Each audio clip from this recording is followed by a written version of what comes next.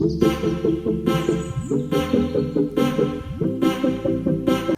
दोस्तों, मैं अमरदीप कादियान। नमस्ते, प्रणाम, सलाम वालेकुम, सत श्री अकाल, जय मसीह की, राम राम जी, जय माता जी। दोस्तों, आपका स्वागत है मेरे यूट्यूब चैनल डिसेंट एडवाइस में। दोस्तों, आज हम बात करेंगे Q&A के बारे में, क्वेश्चन एंड आंसर के बारे में। सबसे पहला है कमेंट धर्मवीर सिंह का।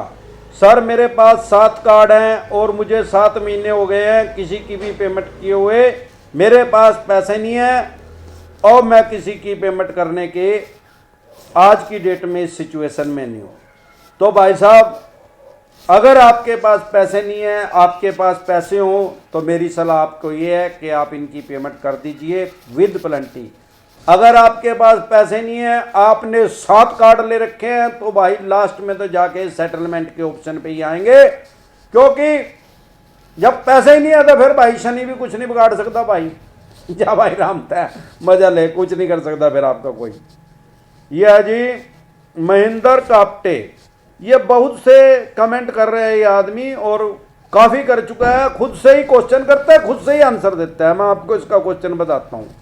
सर, आप एक वीडियो में बोल रहे हैं 1 साल भी नहीं EMI भरा तो भी अकाउंट NPA नहीं होगा, क्या ये सच्ची है? बताओ।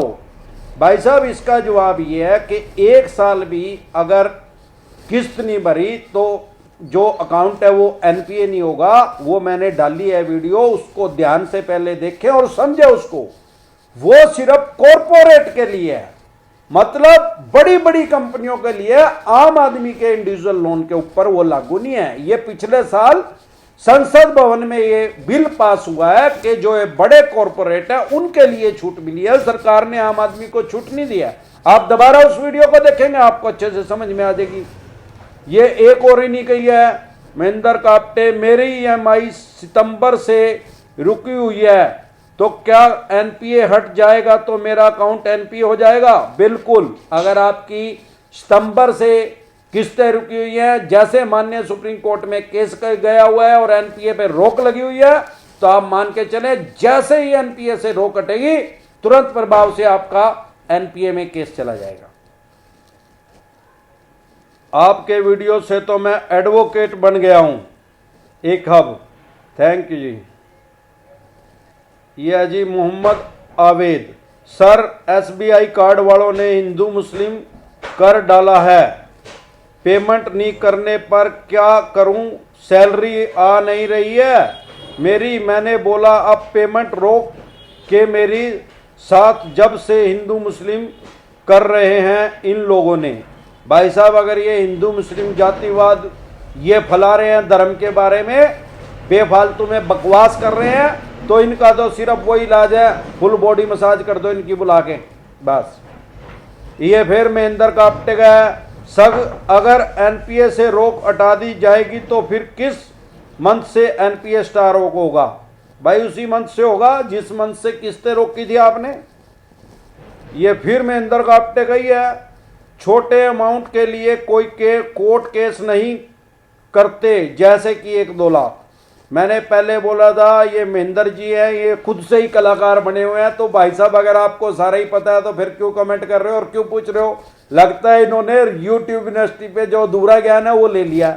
ये क्या कह रहे हैं मेरे को, भाई 1-2 लाख रुपए का जो लोन है उस पे कोई भी बैंक या NBFC कंपनी कोर्ट केस नहीं करेगी। फॉर यूर काइंड इंफॉर्मेशन, 10,000 रुपए भी अगर आपने बैंक या NBFC कंपनी के देने हैं, वो आपके ऊपर फिर भी केस करेंगे और 100% करेंगे, लिख के जेब में डाल ले। क्यों? क्योंकि उनके कोई पैसे लगन लग रहे भाई। उन्होंने तो परमानेंट वकील का रखा भाई। जब पैसे आपके लगेंगे, आपको वकील की फीस देनी पड़ेगी। वो तो करेंगे ही करेंगे आपके ऊपर। वो तो साम दाम दंड भेद सारे तरीके अपनावेंगे अपने पैसे निकालने के। किसी दूसरे अकाउंट में पैसे पड़े होंगे, वे भी साफ करेंगे भाई। ज्यादा भ्रम ना पड़ा है। केस होने में कितना टाइम लगता है अगर क्रेडिट कार्ड का पेमेंट नहीं करे तो? अर्जुन सिंह। ये केस होने में कितना टाइम लगता है? जैसे ही आपका केस NPA में जाएगा उसके बाद वो केस फाइल कर देंगे आपके ऊपर, सिविल का केस रजिस्टर्ड होएगा कोर्ट में। Without court order can bank freeze my account? या जी Kumar Swaraj. Without court order can bank freeze my account? if EMI missed for 1 or 2 months for the credit card jumbo loan, my saving account is with the same bank। तो ये कह रहे हैं कि जो bank का इन्होंने 1-2 महीने किस्त नहीं दी, बैंक ने इनका अकाउंट फ्रीज कर दिया, उसी बैंक में इनका सेविंग अकाउंट भी था और उसी बैंक में शायद इनका सैलरी अकाउंट भी होगा। बैंक के पास पूरे राइट्स हैं आपके दूसरे अकाउंट में से पैसे निकालने के। इस टॉपिक पे मैं ऑलरेडी एक डिटेल में वीडियो बना चुका हूं, आप उसको देख सकते हैं। मोटा मोटा मैं बता दूं, आपने खुद से बैंक के साथ एग्रीमेंट कर रखा है कि अगर मेरे इस अकाउंट में पैसे नहीं होंगे, मैं किसी कारण से दे नहीं पा रहा, तो आप किसी भी बैंक से, अभी तो उन्होंने आपके उसी बैंक से निकालने हैं, वो आपके किसी दूसरे बैंक से भी पैसा आपका निकाल सकते हैं। आपने खुद से उनको राइट्स दे रखे हैं। सतीश चंद आ गया, सर प्लीज बताना जरूर आपका ही सारा है प्लीज। तो ये पूछ कर रहे हैं, सर अभी का बताओ कि 3 EMI ड्यू हो गई है, पैसे ही नहीं है। बैंक वाले से बोल रहा हूं कि जनवरी के बाद मेरी जॉब लग जाएगी और फरवरी से मैं दे दूंगा, बट वो मान नहीं रहे हैं। अब मैं क्या करूं? आपने ये नहीं बताया कि आपका सिक्योर लोन है कि अनसिक्योर लोन है। सिक्योर लोन है तो वो ऑक्शन के NPA के बाद ऑक्शन के ऑप्शन पे जाएंगे, आपकी वो प्रॉपर्टी को कुड़प करेंगे, उनके पास पूरे राइट्स हैं।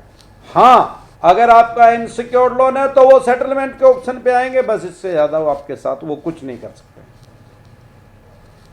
ये है जी रमेश झा, सर जी अगस्त से EMI नहीं दिया हूं, अगर मैं जनवरी तक नहीं दूं तो क्या कुछ दिक्कत हो सकता है? कृपया जवाब देने की कोशिश करें। आपने अगस्त से मैं EMI नहीं दिया हूं, लगता है इन्होंने अगस्त तक का मोरेटोरियम ले लिया होगा और उसके बाद इन्होंने आज तक किस्त नहीं दी है और अभी भी ये जनवरी तक किस्त देने की सिचुएशन इनकी नहीं है। तो क्या हो सकता है? वही हो सकता है जो ऊपर मैंने जवाब दिया है। जो सिक्योर लोन होगा तो NPA में, अभी माननीय सुप्रीम कोर्ट की तरफ से NPA पे रोक है, अभी आप कुछ नहीं कर सकते अगर आपका 1 मार्च 2020 से पहले कोई किस्त डिफॉल्टर नहीं है तो।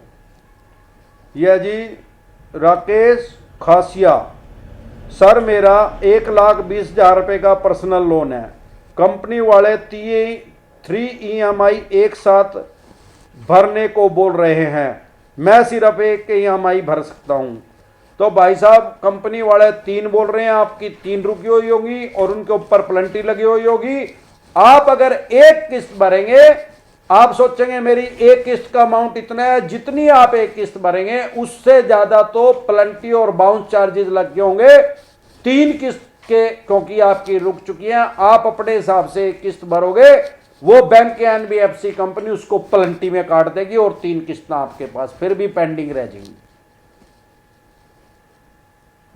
ये आई SDM लवर, सर जी विदाउट कॉल किए रिकवरी एजेंट EMI मांगने आ सकते हैं क्या? आ सकते हैं, अगर आप उनका फोन ही पिक नहीं कर रहे हैं तो वो आ भी सकते हैं, उनके पास राइट्स हैं, लेकिन वो डिसेंट तरीके से पेश आएंगे। ये नहीं है कि अलूल जुलूल कुछ भी बोल सकते हैं, बेफालतू की बकवास कर सकते हैं, ऐसा नहीं कर सकते। आ सकते हैं आपके घर 9 बजे से लेके रात शाम के 7 बजे तक, उससे पहले नहीं आ सकते, उसके बाद नहीं आ सकते। देव सागर, ऐसा लगता है कि इस कोरोना के समय में भगवान ने कोई शुभ चिंतक भेजा है हम सब के लिए, जो बिना किसी स्वार्थ के हम सबको इतनी जानकारी देते हो। बहुत बहुत शुक्रिया, धन्यवाद जी आपका। Avinash Pillai, sir bank and RBI asking NPA from Supreme Court what they will do if the number of customer goes above lakh or crore. What will happen to customer if FC lift the ban of NPA? जैसे ही NPA से supreme court से ये जो हटेगा, इसके ऊपर जो रोक लगी हुई है, वैसे ही ये केस रजिस्टर्ड करेंगे ही करेंगे। सर ये है जी SDM लवर, सर जी 70,000 रुपये का पर्सनल लोन का मैं कितने में सेटलमेंट कर सकता हूं? प्लीज रिप्लाई, बिकॉज बैंकर बोल रहा है कि 65,000 रुपये भरो। वो 70,000 रुपये का पर्सनल लोन है, 65,000 में इनसे सेटलमेंट करने की कोशिश आपसे अगर वो कर रहे हैं तो भाई साहब कोशिश कीजिए कि उनके 70,000 रुपये ही दे दीजिए, क्योंकि नहीं तो ये आपकी फाइनेंशियल डेथ करेंगे। जब आपका सिविल भेजेंगे उसमें लिख के भेजेंगे कि इस आदमी ने सेटलमेंट की है। तो अगर आप ये नहीं दे पा रहे तो ये तो भाई साहब 20,000 रुपये में भी सेटलमेंट कर देंगे, अगर आपको सेटलमेंट ही करनी है। वैसे मेरी एडवाइस ये है कि आप इनका पैसा इनको दे दीजिए, अगर हो तो किसी तरह का इंतजाम हो सकता हो।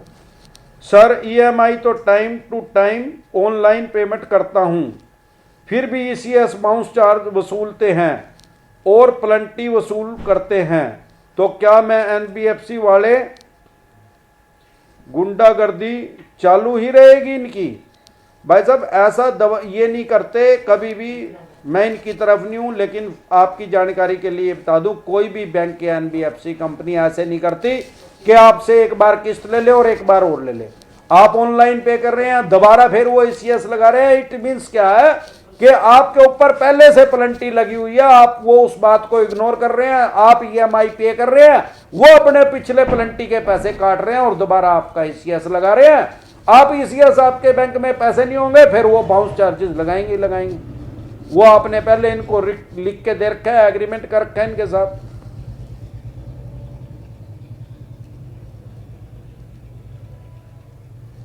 ये महेंद्र कापते हैं, अरे भाई लोगों को इतना मत डरा। अरे भाई मैं लोगों को डरा नहीं रहा, लोगों को समझा रहा हूं उनके राइट्स क्या हैं। अब इसको आप डराना समझते हो तो फिर भाई देखे ना कर भाई, आपने तो चिट्ठी करके नहीं बुलाया था भाई तू कि हमारी वीडियो देख लेकर। इन्हें ब्लॉक कर दे, अनसब्सक्राइब कर दे इसको, चैनल को। तू तो है बेअकला, तूने 1-2 लाख रुपए का ला रखा है बैंक एनबीएफसी कंपनी को, तू सोच रहा है फ्री हो जाएंगे। तो भाई कबूतर की तरह अपनी आंखें बंद करने लग रहा। मैंने तरीका बता दिया आज किस तरीके से बचना है। तेरे को मजा नहीं आ रहा तो रहने दे, चला जाए यहाँ से। कोई हमने चिट्ठी करके नहीं बुला रखा तेरे जैसे पागल, पता नहीं कितने देखूं मैं सुबह से लेकर शाम तक। जानकारी तेरे को है नहीं, लोगों को डरा रहे हैं। क्या डरा दिया भाई? मैं कोई रिकवरी एजेंट हूं, मैंने पैसे मिलेंगे बैंक वालों, पता है। अरे भाई तारे राइट्स बता रहा हूं क्या है, और बैंक के भी बता रहा हूं। करेंगे क्या? वो यही करेंगे जो मैं बोल रहा हूं। अब नहीं पता लगेगा, 4 महीने पीछा पता लग जाएगा, फिर मां ने मौसी का वेगा तू, मेरा लग जाएगा तने। चल लग गया, बेअकले इकट्ठे हो रहे, बन रहा ठेकेदार। अब तने इतनी समझ है, धार लेने ने पूछा कि फिर मारता है बेअकला। संजीव कुमार सचदेव, सर जी क्या इस कोरोना काल में भी कोर्ट आम लोन ब्रोवर को सजा दे सकता है? अगर करोड़ों लोग ईएमआई डिफॉल्ट करते हैं तो क्या भर नहीं पाते, तो क्या कोर्ट बैंक्स और एनबीएफसी की ही साइड लेगा? देखो जी, कोर्ट में जाके आपने देखा होगा एक न्याय की मूर्ति होती है, उसके हाथ में एक तराजू होता है और उसकी न्याय की मूर्ति की आंखों पे पट्टी बंधी रहती है काले रंग की। कभी आपने नहीं भी कोर्ट में गए होगा तो फिल्म में देखा होगा उस पे। उसका मतलब यह है कि कोर्ट में जाके अमीर और गरीब बराबर है। कंपनी जिससे आपने बैंक से लोन लिया उसके पास हजारों करोड़ रुपए हैं, आप एक आम आदमी हो, लेकिन कानून इंसाफ करेगा। कोर्ट में नियम अनुसार कार्रवाई होगी, जो कानून है उसके अकॉर्डिंग। वहां यह नहीं देखा जाता कि कोई आदमी गरीब है। यार न्यू तो गरीब, कोई गरीब दुनिया सड़कों पे है तो इसका मतलब उनको चोरी करने की परमिशन मिलेगी, वो चोरी करने लग जाएंगे। पकड़े गए तो कह देंगे जज साहब मैं तो गरीब हूं जी, इस वजह से मैंने चोरी कर ली। भाई गरीब होने तक कानून तोड़ने की परमिशन नहीं मिलती। जो नियम है, जो कानून है, जो लॉ है, उसके अकॉर्डिंग कोर्ट में जाके कार्रवाई होती है। ना ही कंपनी का पक्ष लेती है माननीय कोर्ट और ना ही आपका। ये है जी Jahangir Alam, Google Play Store available online loan app application से लोन लिया हूं, लेकिन एक्शन देखा रहे हैं लीगल नोटिस का, पुलिस स्टेशन से पुलिस जाएगा, ये सब धमकी लॉकडाउन शुरू से दे रहे हैं। कॉन्ट्रैक्ट लिस्ट वालों को कॉल करते हैं, जिंदगी भर पेमेंट नहीं करूंगा, जो होगा देखा जाएगा, 2020 तक पेमेंट नहीं करूंगा, कोरोना वायरस लॉकडाउन से इनकम नहीं है तो कहां से पैसा दूंगा। देखो भाई साहब, आपने गूगल प्ले स्टोर से लिया है या कहीं से भी लोन लिया है, अगर वो आपको ये बेफालतू की धमकी दे रहे हैं, पुलिस आएगी, पुलिस आपको पकड़ के ले जाएगी, है वो चवन्नी छाप रिकवरी एजेंट है जो बेफालतू की बकवास कर रहे हैं। हाँ, लीगल नोटिस वो आपके पास भेजेंगे, उनके पास राइट्स हैं। आपके ऊपर अगर वो केस भी कर देते हैं तो ज्यादा पैनिक होने की जरूरत नहीं है। आप अपनी डिस्ट्रिक्ट में जहां पे आप रहते हैं, आज की डेट में करोड़ों वकील हमारे देश में ऐसे जो कोर्ट में जाने के बाद चाय भी पी के, वहां अपनी जेब से चाय पी के अपने घर आते हैं। आप किसी ऐसे छोटे वकील को देख लीजिए, इसमें आपको बहुत बड़ा वकील करने की जरूरत नहीं है।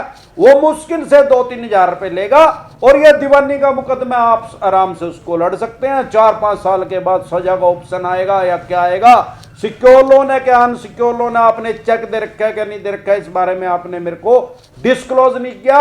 आप दोबारा से मुझे कमेंट करके बताइए कि आपका कैसा लोन है, तो मैं आपको पूरी तरीके से एडवाइस दे पाऊंगा। आज के लिए बस इतना ही, कल फिर मिलते हैं एक नए टॉपिक के साथ। तब तक के लिए आप मेरे चैनल पे अपना प्यार और आशीर्वाद बनाए रखें। वीडियो अच्छी लगे हो तो प्लीज लाइक करें, शेयर करें, सब्सक्राइब करें और बेल आइकन का बटन दबाना ना भूलें। नमस्कार।